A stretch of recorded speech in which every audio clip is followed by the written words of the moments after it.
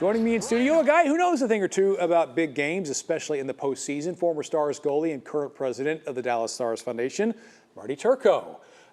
You put it in the rear view, the game on Monday night, is it behind us? Yeah.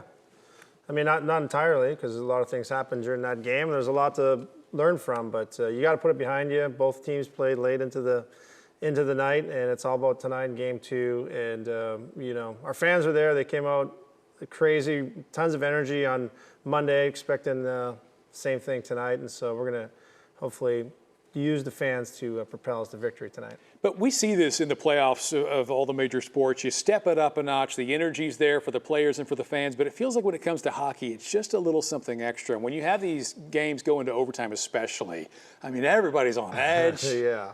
It's so intense, and I still can't put my finger on what it is between Game 82 regular season and Game 1 Stanley Cup playoffs.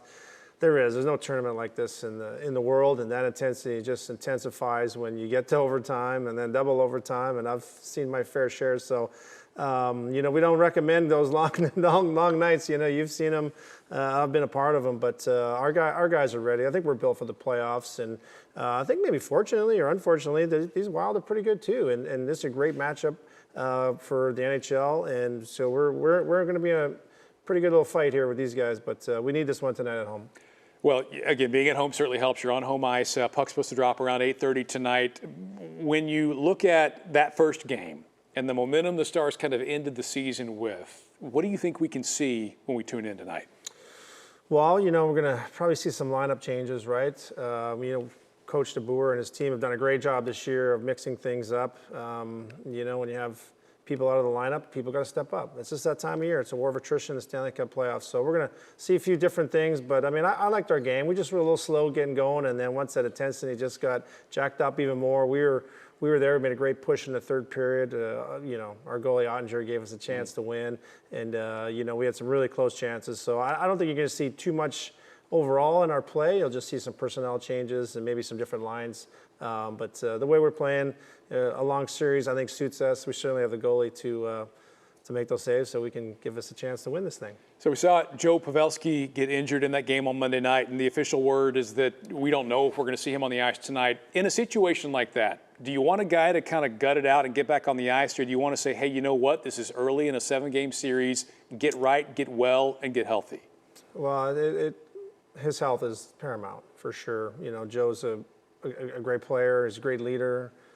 He's just a good dude, and the guys really care about him, and so we want his health first and foremost. And if he's ready to go, we could use him. You know, he's on maybe the best line in hockey, and that you know, at his age, if he's ready to roll, we would love to see him on the ice tonight, and knowing that he's cleared to play. But first things first, you know, whether he's in there or not, we know he'll make a big difference because how we treated the guys. You know, why Johnson lived at his house this year. This guy has a bigger impact on our team, not just on the ice but off the ice. And so if he's on the ice, awesome. If he's not, the guys will be playing hard for him.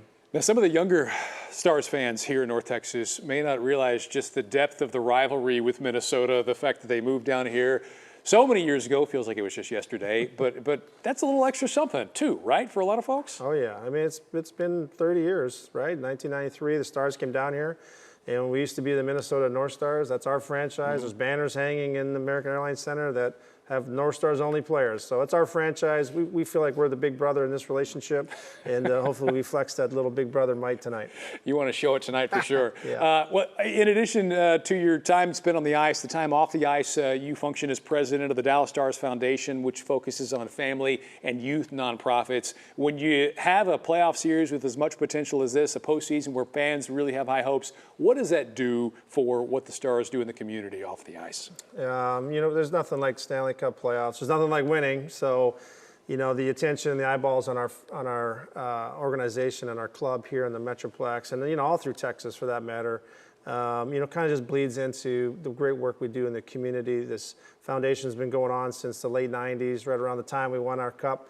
And for what we do, you know, at St. Philip's in South Dallas, and what we do with our players is amazing. You know, we've have just this year alone, thousands and thousands of volunteer hours from our volunteers. We got such a rabid and amazing fan base. They show up all the time, but also our sponsors and our partners with their time, energy, and money and their resources. It gives us an opportunity to give back to the community. You know, we've partnered with hundreds of nonprofits here in the area, and just this year alone, we give, you know, over $1.5 million throughout our community. So this is an amazing place, and for us to help grow our game, but more importantly, make this place, this city in North Texas, a better place to live.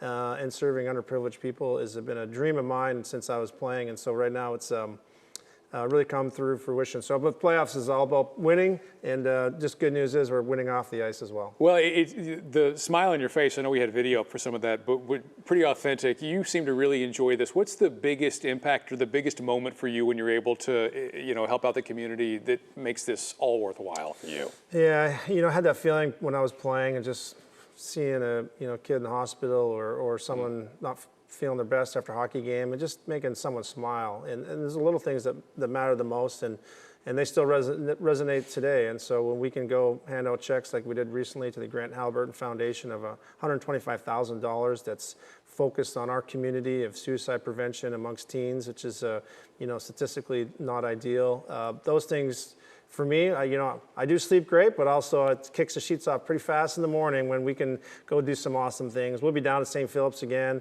playing hockey with the students on Friday afternoon, and so the beat goes on for us. And for me, just making a difference in the community in which I live, to me, leaving it in a little better place than when we found it is amazing. And so with the Dallas Stars behind us, you know, Brad Alberts and Tom Ghilardi with their support, and obviously amazing staff. What we get to do on a daily basis really does make it worthwhile. Well, I know those fans that you are able to impact through the foundation appreciate it. So do the Stars fans who are going to show up tonight. You'll be there. Let's get a big win, get you to bed on time. Marty Turco, thanks for hanging out with us. Thanks, Mark, and go Stars. Go Stars.